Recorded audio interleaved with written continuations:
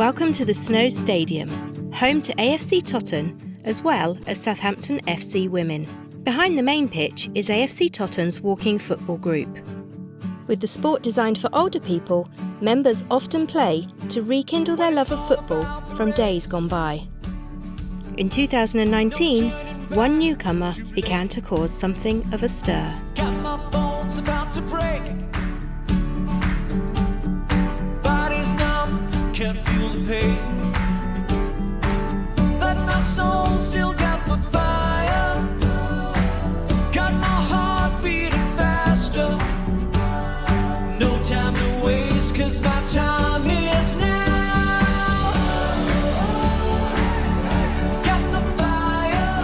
Yeah, they're all right, as long as they don't keep squinting. Well, I love it when they change shirts. Marvellous. I can't wait for that. Almost. Mickey was born in 1918, that's why. It's got weird for you. Mick can remember the suffragette. He was one of them, he next to Stay there, stay there. I got some rope with this ironwork. You think he would have moved on, wouldn't you? After all these years. He's still got stigma attached to him. Still stigma. My son saw an advert in the local Asda store in Totton, and he told me about it, and he said, "Why don't you go, Mum?" I didn't know they were all men. I just, just went. So I was the only woman. She was quite shy and modest, but joined in straight from the start, and it was obvious she had something about her. On her left foot, she was dynamite. She would drop her shoulder and go round players very easily. I still get left for dead now. The chaps are a little bit sceptical.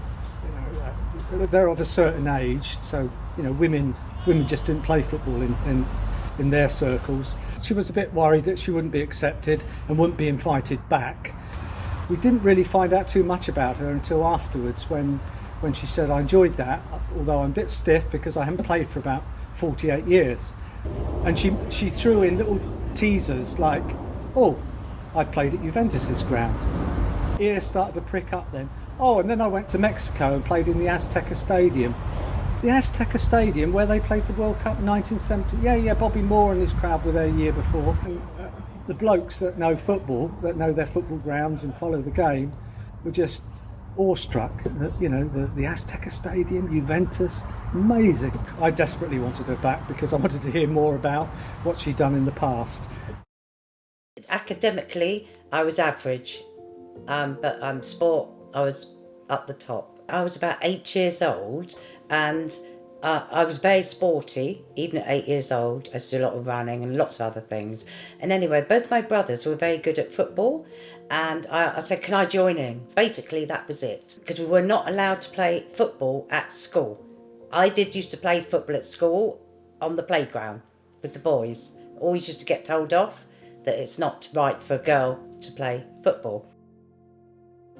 Somewhere along the line, I was asked to play for Patstone United, and we were sponsored by the sports shop, which was called Patstone and Cox, which was in Southampton. And then I was asked to play for Southampton.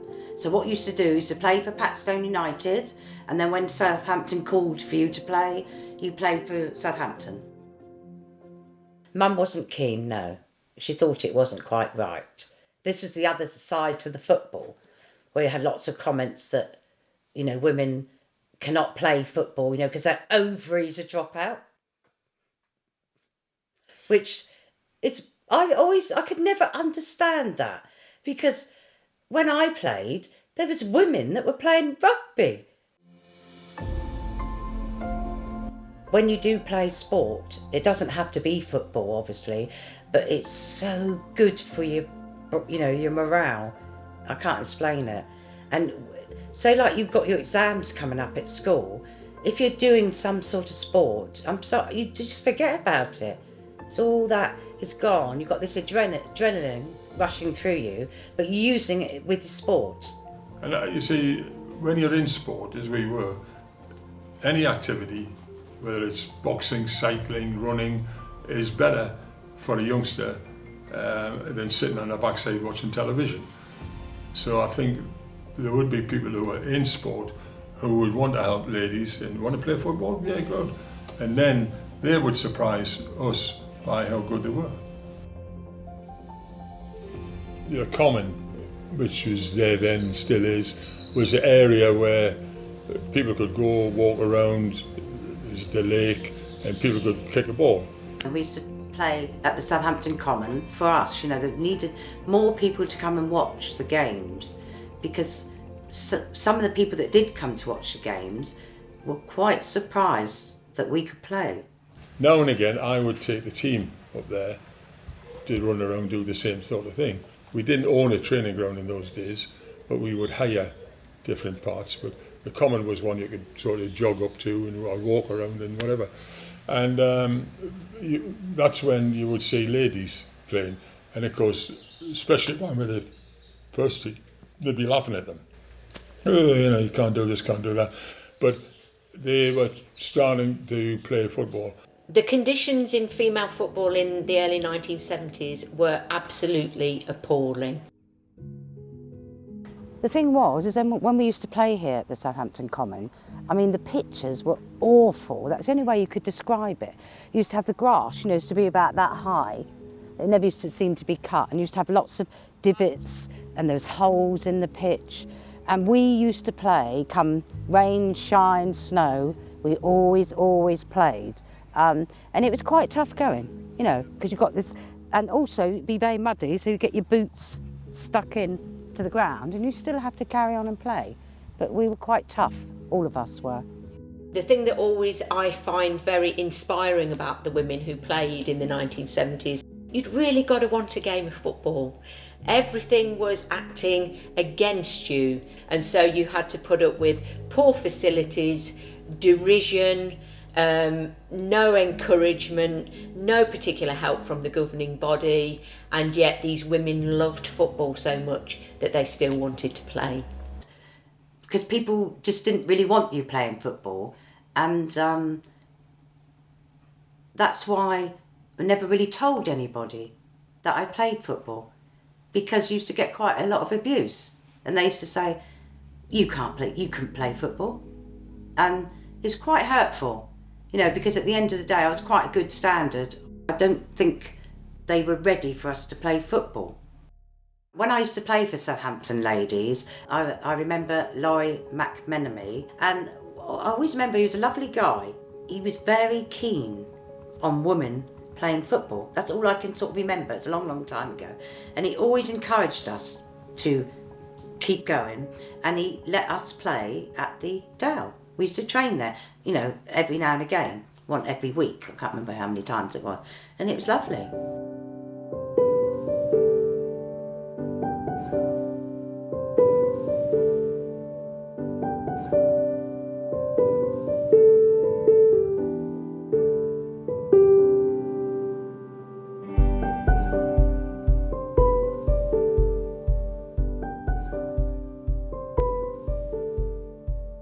But I haven't been here for many, many years. And it's just totally different. So I'm sure the pitch was sort of that way, the goal there and the goal there. I'm not quite sure. Well, they've actually got a sign here that says no ball games. It's quite funny really, because it's reminiscent to the football ground, the old Dow. So I find that quite funny. So I think there were certain people who could see that it was good. Although a few were impressed by the women's game, most didn't take it seriously. When a 48-year ban on the sport was lifted in 1969, the FA were asked to take it on. We can't give you the result. Nobody remembered to count. After all, it's the spirit that matters. It was taken on by the FA, but rather grudgingly. So there was an organisation formed called the Women's Football Association in 1969, and they were affiliated to the FA on the same basis as a county association. So it's kind of a little bit at arm's length. It's like, yeah, if you want to play football, you do that, but don't really bother us too much about it. While England was keeping women's football at arm's length, Italian businessmen were embracing the potential of an unregulated sport. As a result, professional football was thriving in Italy. One Englishman had his eye on what was going on. It was in 1970, and I've never ever heard of Harry Batt. Harry's particularly interesting because he was a member of the Women's Football Association and a founding member of that organisation. So he was trying to get the FA to take more responsibility for women's football. In 1970, taking inspiration from the Italians, Harry organised a team to take part in an international competition in Italy.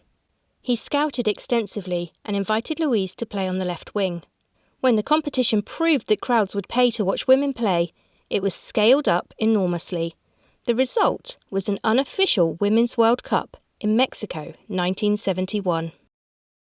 I was picked up by Harry Batt to go and play in Mexico in 1971.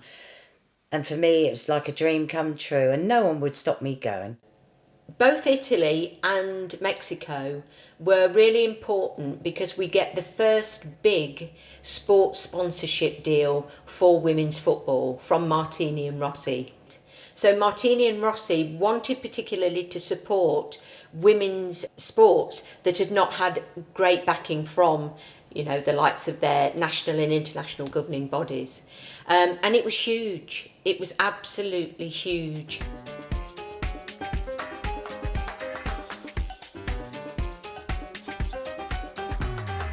The men's 1970 team, they stayed in the same hotel, and it was just lovely. Everything was more or less done for you. It was just strange, because you never lived in an environment like that before.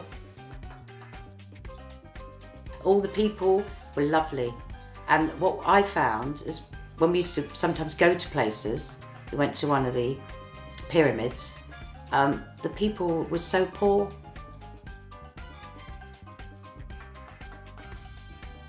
I remember saying, oh God, I don't think I'll be able to eat any Mexican food. Well, I never had any Mexican food. And the same again, we went to this big do gathering, and there on the plates was, Mexican. My God, nearly died. It was so hot, spicy. But we all loved playing football, so that's what we were there for. We weren't there for a holiday. We used to go to the beach Tropicana every morning, and we used to swim, and then we used to go from there. That was the best bit. From there to training, which wasn't so good, and then come back and you have lunch and you do things like that. It had to be very organised. There has been a perception amongst some academics that I'm always keen to redress, because these weren't barnstorming tours. These were not Harry Batt getting a load of young girls and going to the other side of the world. They were absolutely meticulously planned and executed, and they had very well-honed schedules that they had to attend, and they were received as dignitaries. They were received in television studios. They had to dress smartly, and they were representing their nation. So it was really significant, and it made individuals into heroes. We couldn't really understand it, that we were like the stars from Hollywood. And we just couldn't believe it. We were just a bunch of women turning up to obviously represent our country, to play football. But it was awesome. Everywhere we went, there was people. There'd be lots of people outside our hotel. That's why I used to have to have a chaperone. But some of us used to escape out of the hotel. And then when we went to the ground, that's one of my best parts. And I just remember getting on the coach, and we were followed by people in their cars. People were stood by the roadside, shouting and bawling, beeping. I've never experienced anything like that. And we had a police escort. It's just surreal. One of the things that's really difficult to convey, because people tend to think that women's football is making progress and the crowds are getting bigger, is that the crowds at the 1971 Mexico Women's World Cup were huge, and we're talking 100,000 people for the final in the Azteca Stadium. And Louise Cross tells a fantastic story about actually getting changed in the dressing rooms below the stadium. And the thing that hit them most when they came out to play their matches was the absolute roar of the crowd. For me personally, when I came up, I just sort of looked around and I thought, you know, am I in a film? Then I'd sort of pinch myself and thought, no, this is real, Louise. Go out there and show them how to play. There's so many banners for England. And we thought, wow, we didn't think there was anyone here to support us. But there wasn't anyone from England. They were all, the Mexicans were on our side. And it was lovely. And they shout out, Inglaterra, Inglaterra. But we couldn't understand that because nobody knew we were out there. It was just awesome. You have to appreciate that it's boiling hot there. That was something else we struggled with. We used to have to take salt tablet. You get cramp, it's horrible. You don't want cramp. And I think it was during the match, as far as I can remember, and one of the girls, Trudy McCaffrey, came up to me and said, Louise, I've got a problem. I said, what's the matter, Trudy? We're trying to get on the game, blah, blah, blah. And she looked up and she says, all my underwear disintegrated. I said, what? And she said, yeah. She said, remember I told you my mother packed the paper knickers?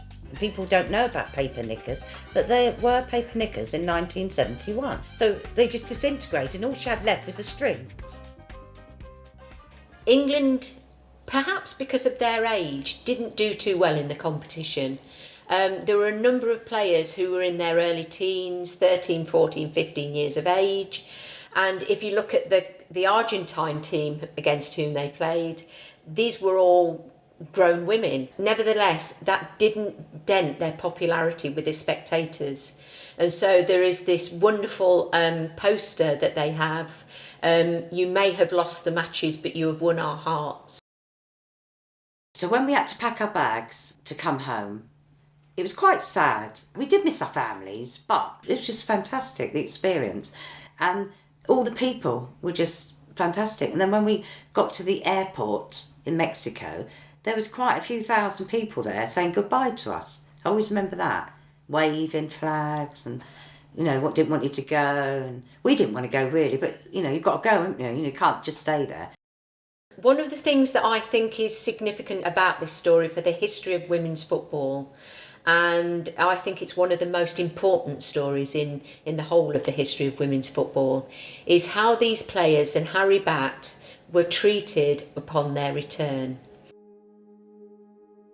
After the absolute highs of Mexico, the girls had no idea just how low their return home would be. When we got back to England, nobody was there. I think it was a bit of an anticlimax when they came back from Mexico in particular, because they just got off the plane, went home, went to work, didn't talk about it. So Louise was the only one from Southampton, and there was no interest. You know, you were sort of put in this box and it was shut, and that was it. So you died. That's a huge psychological blow. I don't think anybody understood the achievement all the girls did when we were out in Mexico 71, and the FA just didn't want to recognise it, as if we never really went there. In fact, the FA went even further by issuing bans to both Harry and the girls. Harry Batt was banned for life. Louise and the other girls were prevented from playing for 3 months.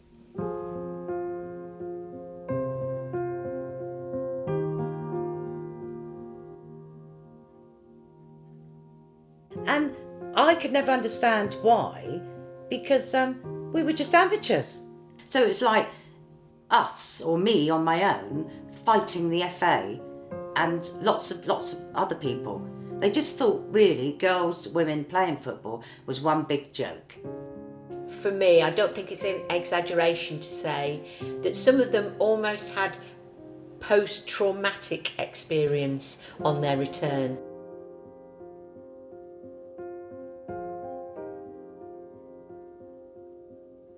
After all these years, you've got to remember 50 years have gone by and no one has ever explained to me personally why I was banned from playing football. It was me downward spiral. When the ban ended, she was in and out of the side. When she played, she tended to be substituted a lot, and she wasn't always picked for games. So she kind of lost her love of the game during that period. It sort of made you feel like you weren't welcome, and there was a few of the team members from Southampton I got on quite well with. And there was a bit of a atmosphere when you used to turn up. It's like, oh, well, Louise went off and played in Italy and Mexico, but really she's not supposed to have done that. Louise was left struggling with a sense of injustice. The girl who played for England had nowhere for her talent to grow. In the end, she quit. And I thought, my God, you're putting in so much effort, a lot of your time as well, commitment. You never got paid for playing. And in my eyes, because I went out to play in those 2 tournaments, there were professional women playing in 1970 and 1971, and the England here, it wasn't going anywhere. I know it's awful to say, but you do something like that, you hopefully expect to get something from it at the end, and it would have been nice if they had the professional girls here in my time, but unfortunately they didn't, and it's taken 50 years. 50 years. What did the FA, what have they been doing for 50 years? It's gone now, isn't it? With her playing days over, Louise continued to work as a typist. Italy, Mexico, and her experiences of playing football were well and truly locked away. The thing is, I haven't really spoken about my football career because, as I said before, there's a lot of stigma attached to it. Oh, people laugh at me, to my face. And so that's why it was kept hidden. I think the word is hidden. It was such a taboo, and I think it's absolutely shocking that people who put themselves out in that way and were so brave and so pioneering were made to feel that they had done something wrong, so that they actually felt that they couldn't talk about it. And that's why I think films like this and stories about those pioneers are so significant now, because they've had to wait 50 years to tell their story. Well, it did sort of affect me. I did miss it, but it's that old saying, life has to go on. So life went on. We got married when we were like 23, and then I had 2 children, Matthew and Lucy. And life changes, doesn't it, when you have a family? Even when they got older, I used to go up the park and play football with 15, 18-year-old boys, and I could still keep up with them. But I always missed it, and I always loved football. While Louise continued watching her beloved game from afar, inside she yearned to play. Over time, attitudes towards women's football in Britain began to change. In 2019, the country got behind the plight of the English Lionesses in an official Women's World Cup. Matches were broadcast on television and people began to take notice. And I think that being on television has attracted more people to it, and it'll probably be like my ball players when they did. They're not as bad as I thought, I said to my son, I'd love to get back, playing football. And he found out there's this walk-in football at AFC Totton. And so one day I bit the bullet and thought, I'll go for it. 48 years later, she's well and truly back in the game. After 18 months at the Walking Football Group, Louise is now also involved in a new project aimed at supporting women and girls. Today, aged 66 and almost half a century after playing in Mexico 71, Louise is finally back playing women's 11-a-side football. Too many days in the darkness without a glimpse of the light. Running tired and broken and scared, but I swear I'll never give up the fight. This is her first game for 50 years, so we've all come to support her. I think it's quite cool. Every part of you wants to surrender, darling, you were meant to survive. Do you know what? Just have a good time. Enjoy it. We are born again.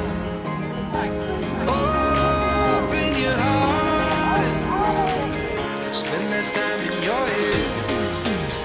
With every star, we are born again. Open your heart, spend less time in your head.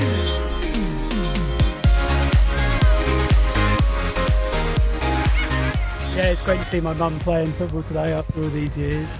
I think to go to a World Cup is amazing, to play for England is amazing, and then to have it all taken away from you isn't great. But it's so good to see Louise back now playing football, and I think that's what counts most, is not giving up your dream. So I'm 66 and I might need oxygen when I come off the pitch. My God, it's worth it. But wanting to build up walls. Lift me up in your branches. We can watch the sunrise. Just a couple of bruised up souls that believe that it was worth one more try.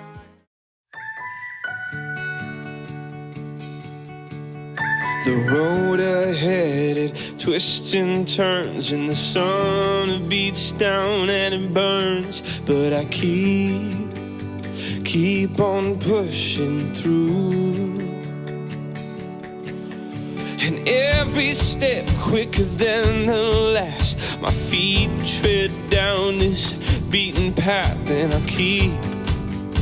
keep on pushing through. 'Cause I get up and I may fall right back down, but your love lifts me back to solid ground. Yeah, I get up and I may fall right back down, but your love lifts me back to solid ground. Oh, I've come too far in this to raise my flag and call it quits. So I keep on pushing through.